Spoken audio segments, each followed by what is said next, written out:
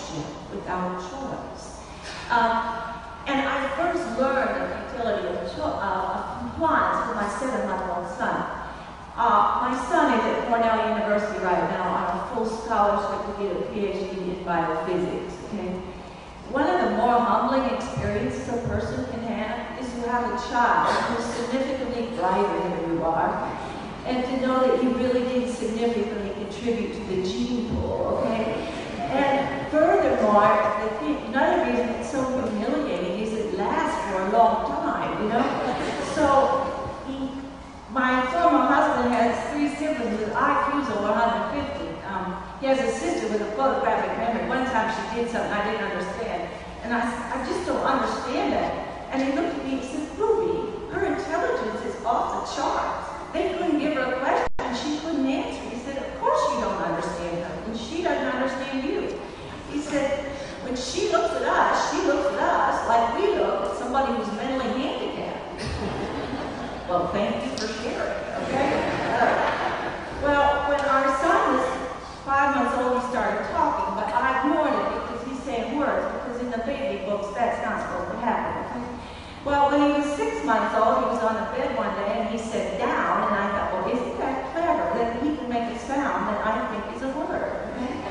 So I ignored him, all right? Well, he said, down, and pointed like, you idiot, okay? Well, when he was 7 months old, he wasn't eating one day, he was cranky, and I knew he liked peaches, so I took him in the kitchen, put him on the counter by the sink, and I said, you really eat peaches, okay? Because I thought, you know, I am the adult here, okay? So he ate the whole jar of peaches. And when the jar was empty, he looked me straight in the eye, turned his head to the sink, threw up the jar of peaches, and turned back and looked me straight in the eye. And the message could not have been clearer. You can make me eat it, but you can't make me keep it. I got to tell you about a year later, one of the neighbor ladies was over, and she was talking about her children, and she said, I want you to know, I know what my children are thinking before they even think it. Okay? Now, keep in mind, I've had another year of experience, okay?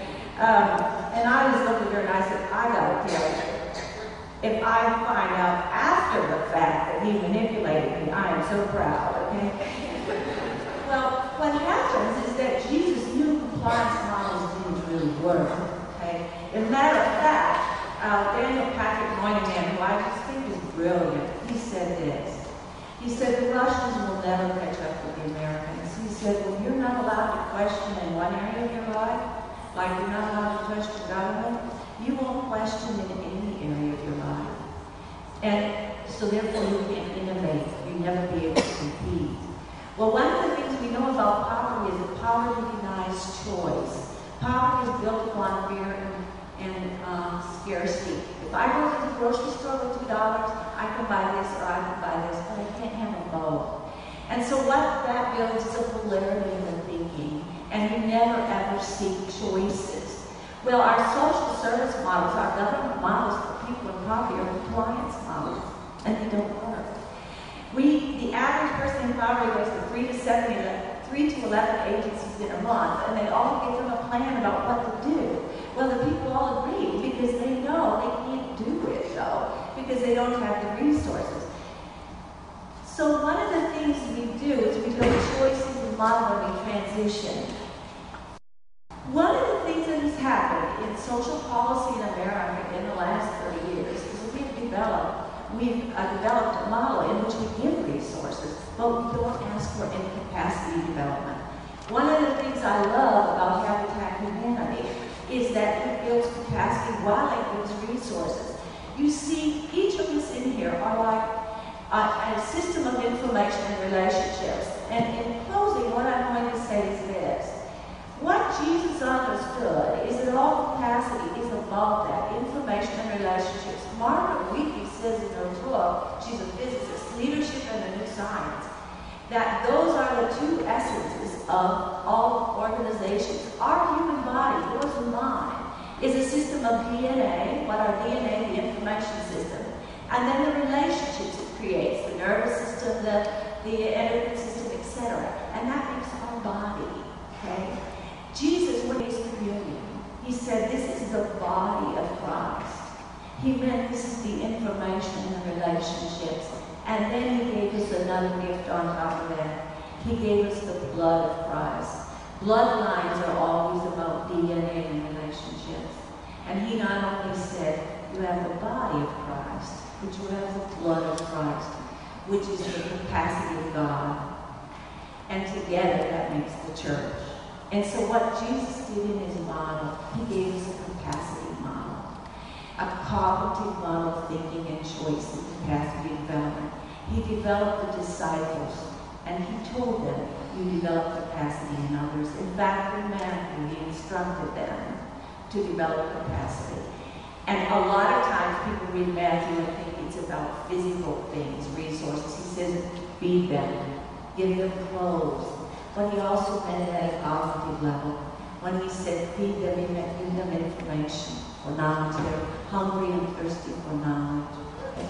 You were a stranger, you took me in. That's social bridging happened. You were clothed and you gave me clothes.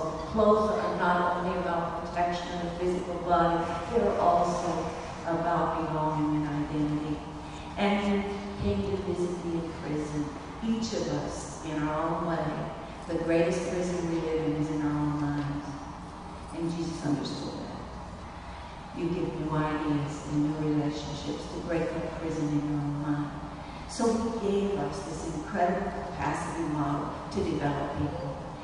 What upsets people who have capacity is they don't understand why people who do not have capacity ask for things. Well, when you don't have capacity, you can't develop your own resources. And the only way you can get them is to ask them for people who have them. Well, that's what's happening in America right now. For 30 years, we've given resources and asked for no capacity. And the bottom line is, it's not a sustainable system. And it's only the people who have capacity who can begin to also develop capacity in others. That will be our own salvation. Not only our salvation, but all that we work with. Thank you so much.